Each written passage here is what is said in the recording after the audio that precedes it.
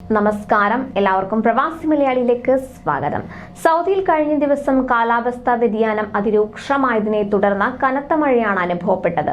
നിർത്താതെ തകർത്തു പെയ്ത മഴയിൽ വൻ നാശനഷ്ടങ്ങളാണ് ജിദ്ദയിൽ ഉണ്ടായിരിക്കുന്നത്. റോഡുകളിൽ വെള്ളം ഉയർന്നതോടെ പല വാഹനങ്ങളും പണിമുടക്കി. ഒഴുകിയെത്തിയ വെള്ളത്തിൽ നിരവധി വാഹനങ്ങൾ ഒലിച്ചു പോവുകയും ചെയ്തു. പല ഭാഗങ്ങളിൽ നിന്നായി ഒഴുകിയെത്തിയ വാഹനങ്ങൾ കുമിഞ്ഞുകൂടി കിടക്കുകയാണ്. ഉച്ചയ്ക്ക് മഴയ്ക്ക് ശമനം ലഭിച്ചു തുടങ്ങിയെങ്കിലും വെള്ളക്കെട്ട് മൂലം പല സ്ഥലങ്ങളിലായി മലയാളികൾ ഉൾപ്പെടെയുള്ള പ്രവാസികൾ കുടുങ്ങിക്കിടക്കുകയായിരുന്നു. മഴയെ തുടർന്ന് പല സ്ഥലങ്ങളിലും വൈദ്യുതി, ടെലിഫോൺ, ഇന്റർനെറ്റ് സേവനങ്ങൾ തടസ്സപ്പെട്ടു. 2 പേരുടെ മരണമാണ് ഇതുവരെ റിപ്പോർട്ട് ചെയ്തിട്ടുള്ളത്. ജിദ്ദയിൽ അതിശക്തമായ മഴയിൽ 2 പേർ മരിച്ചതായി സിവിൽ ഡിഫൻസ് അറിയിക്കുകയായിരുന്നു. ഇവർ സ്വദേശികളാണോ വിദേശികളാണോ എന്നത് സംബന്ധിച്ച വ്യക്തത വന്നിട്ടില്ല. വ്യാഴാഴ്ചയുണ്ടായ കനത്ത മഴയിലും വെള്ളപ്പൊക്കത്തിലും നാശനഷ്ടങ്ങൾ സംഭവിച്ചവർക്ക് മതിയായ നഷ്ടപരിഹാരം ലഭിക്കുമെന്ന് ജിദ്ദ നഗരസഭ അറിയിച്ചിട്ടുണ്ട്. ദുരിതബാധിതർ നാശനഷ്ടങ്ങൾ കണക്കാക്കാനും വേണ്ട നിയമ നടപടികൾ സ്വീകരിക്കുന്നതിനുമായി ക്രൈസിസ് ആൻഡ് ഡിസാസ്റ്റർ സെന്ററിൽ അപേക്ഷ സമർപ്പിക്കണം. 2009 വെള്ളപ്പൊക്കം ഉണ്ടായപ്പോൾ സ്വീകരിച്ച നടപടികൾക്ക് സമാനമായി നാശനഷ്ടം സംഭവിച്ചവർക്കുള്ള പരിഹാരം നൽകുമെന്ന് ജിദ്ദ നഗര സുരക്ഷാ വക്താവ് മുഹമ്മദ് ഉബൈദ് അൽ ബുക്മി അറിയിച്ചു. റോഡുകളിലുണ്ടായ വെള്ളക്കെട്ട് നീക്കം ചെയ്യലും ശുചീകരണ പ്രവർത്തനങ്ങളും മരങ്ങൾ നീക്കം ചെയ്യലും മുനിസിപ്പാലിറ്റിക്ക് കീഴിൽ തുടരുകയാണ്.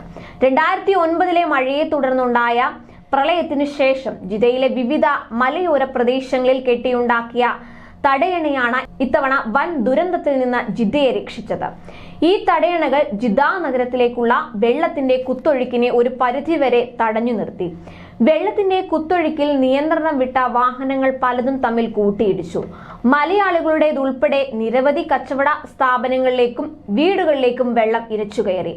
മക്ക മേഖലയിൽ ജിദ്ദയടക്കമുള്ള പട്ടണങ്ങളിൽ വ്യാഴാഴ്ച മഴയുണ്ടാകുമെന്ന് നേരത്തെ തന്നെ കാലാവസ്ഥാ വകുപ്പും സിവിൽ ഡിഫൻസും ബുധനാഴ്ച വൈകുന്നേരത്തോടെ തന്നെ മുന്നറിയിപ്പ് നൽകിയിരുന്നു. ഇതേ തുടർന്ന് ബന്ധപ്പെട്ട വകുപ്പുകൾ വേണ്ട മുൻകരുതലുകളൊക്കെ എടുത്തിരുന്നു. സിവിൽ ഡിഫൻസ്, പോലീസ്, മുനിസിപ്പാലിറ്റി എന്നീ വകുപ്പുകൾ ഏത് അടിയന്തര ഘട്ടവും നേരിടാൻ ആവശ്യമായ ഒരുക്കങ്ങൾ പൂർത്തിയാക്കിയിരുന്നു. താഴ്വരകൾ മുറിച്ചു കടക്കരുതെന്നും സിവിൽ ഡിഫൻസ് നിർദ്ദേശങ്ങൾ പാലിക്കണമെന്നും മുന്നറിയിപ്പ് നൽകിയിരുന്നു. വെള്ളം കയറാൻ സാധ്യതയുള്ള റോഡുകളിലും സിഗ്നലുകൾക്കടുത്തും സിവിൽ ഡിഫൻസ് സംഘത്തെ വിന്യസിച്ചിരുന്നു. ജനങ്ങളോട് ജാഗ്രത പുലർത്താനും വേണ്ട മുൻകരുതൽ എടുക്കാനും മഴയുണ്ടാകുമെന്ന മുന്നറിയിപ്പ് വന്നതോടെ മുനിസിപ്പാലിറ്റിയും ജനങ്ങളോട് ജാഗ്രത പുലർത്താനും വേണ്ട മുൻകരുതൽ എടുക്കാനും ആവശ്യപ്പെട്ടിട്ടുണ്ട്. മഴയുണ്ടാകുമെന്ന മുന്നറിയിപ്പ് വന്നതോടെ തന്നെ മുനിസിപ്പാലിറ്റിയും ആളുകളോട് ജാഗ്രത പുലർത്താൻ ആവശ്യപ്പെട്ടിരുന്നു. കാലാവസ്ഥാ വകുപ്പ്, സിവിൽ ഡിഫൻസ്, ദുരന്ത നിവാരണ കേന്ദ്രം എന്നിവിടങ്ങളിൽ നിന്നുള്ള മുന്നറിയിപ്പുകൾ പാലിക്കണമെന്നും വൈദ്യുതി തൂണുകൾക്കടുത്ത് നിന്ന് വിട്ടു നിൽക്കണമെന്നും വെള്ളക്കെട്ടിൽ കുട്ടികളെ കളിക്കാൻ അനുവദിക്കരുതെന്നും വെള്ളക്കെട്ടുള്ള റോഡിന് പകരം ബദൽ റോഡുകൾ പൊതുജനങ്ങൾ തിരഞ്ഞെടുക്കണമെന്നും നിർദ്ദേശം നൽകിയിരുന്നു.